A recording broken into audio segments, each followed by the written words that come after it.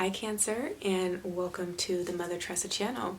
If you're already familiar with this space, welcome back. Glad to see you, glad to have you, glad to feel you.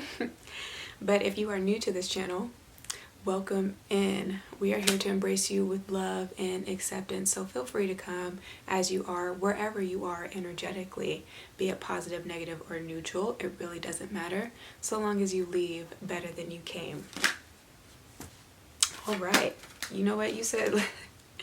Let's just get into it. Enough with the okie doke, enough with the show. But a showstopper, you guys are at this time, or you will be relatively soon. You guys have the Star card. This is Aquarius's energy. The Cruise that hounds you, you have the Justice card.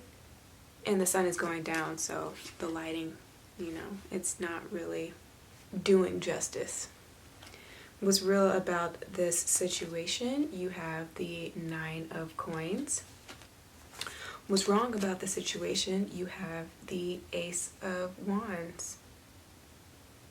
All right, where you need more information, you have the High Priestess. Ooh, whoa, whoa, whoa. Cancer, what's going on? All right. And where you guys end up, best case scenario, you have the Judgment card. Bottom of the deck is the Knight of Wands. Knight of Wands. I feel like I talk so fast that sometimes I scrunch the words together, and so it becomes a little bit inaudible, so I'm trying to work on enunciating. But that is also coming through in y'all's card, because a lot of Cancerians tend to be a little bit more soft-spoken, a little bit more passive, unless they're around people that feel safe to them. So like family and friends, that's when you really get to see a Cancer shine, personality-wise. But I feel like you guys are starting to develop more courage and bravery and do things that you wouldn't typically do here. With some of this energy that's here with the Star leading out, you guys are getting a glimpse into your future with the Cruise that hounds you and the many different directions that you can take, especially if it's on a professional level.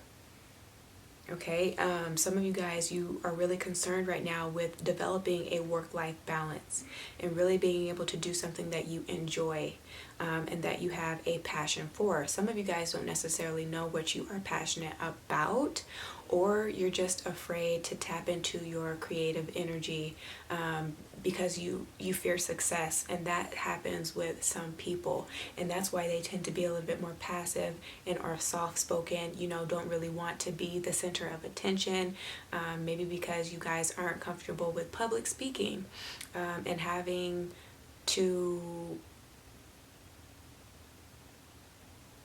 I guess, initiate or be the trendsetters of a certain industry or field or in a relationship. You don't necessarily want to take the lead, though you guys are a cardinal sign.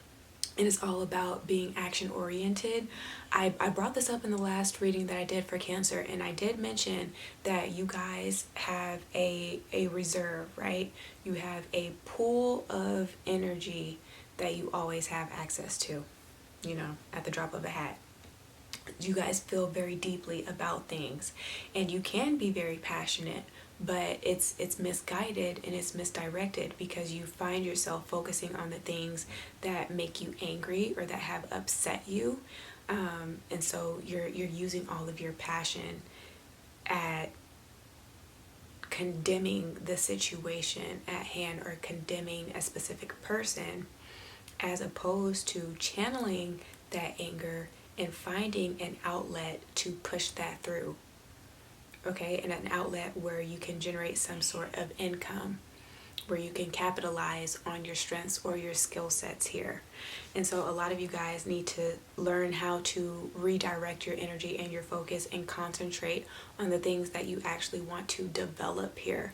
Some of you guys are preparing to go back to school, because the number 9, it is Sagittarius's house, which is all about expansion, philosophy, higher education, higher learning, so going to university, going to an accredited what are they called, like technical school, or getting those types of certifications, or you're preparing to take some sort of exam, you know, after having already learned the lesson. So you're going through that process of application. Okay, so at applying for school, or just applying knowledge from certain experiences that you've had. Again, with the star being a glimpse into your future, you could be applying your knowledge and getting ready to vocalize these things and be a teacher of some sort. And that is a potential career path for you, to be some sort of teacher or dabbling in philosophy.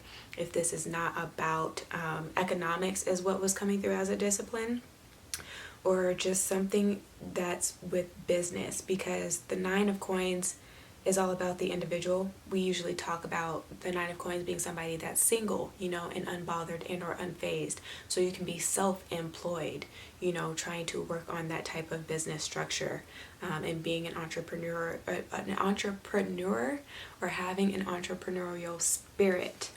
But again, this is untapped energy because it's in the what's wrong position. So it's like you guys are just thinking about it, or again, you've seen what it is that you're meant to do, but you haven't actually acted on it yet. Mind the business that pays you is what I'm hearing with this High Priestess and this Judgment card that is coming out here.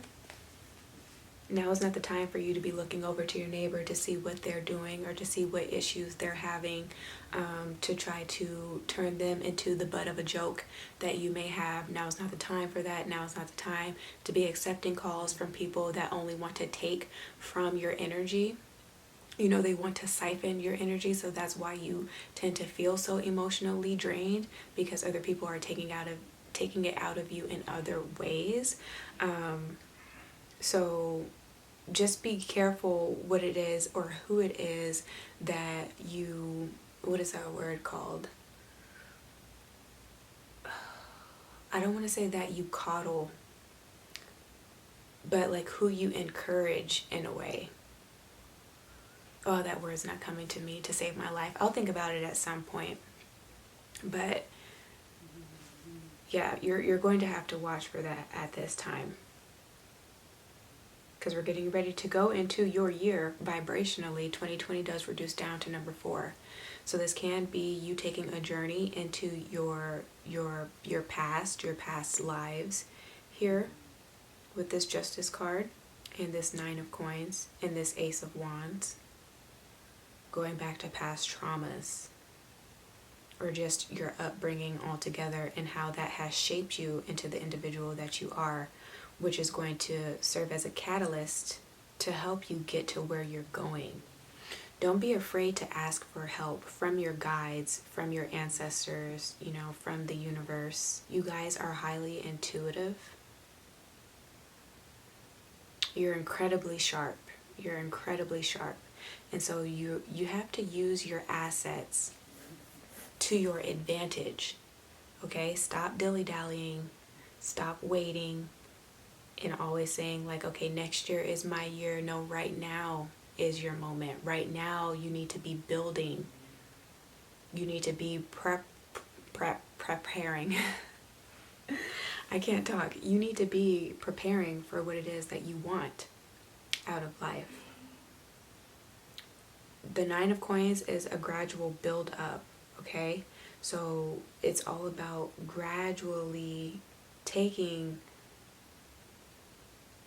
those measured steps to see those incremental gains. Gradually improving on your character and on your personality, on your identity, on your self-reliance, self-sufficiency, on your body, right? In the way that you care about your health and your overall appearance, and your self-esteem, and building on your confidence. Everybody has a story to tell. You can think of the Nine of Coins as also a storyteller, as an orator. What you have to say and what you have to add to this dimension is important, but you have to see it as it being important. So this is needing to embody more of that fire cardinal, strong-willed, competitive spirit. So you too can tap into the marketplace, because there is a space for you that's waiting for you. Okay? with this energy, but be very careful with the Ace of Wands that you don't turn into an arrogant type of person, or that you turn into a tyrant, or that you allow for your pride to get in the way of certain opportunities.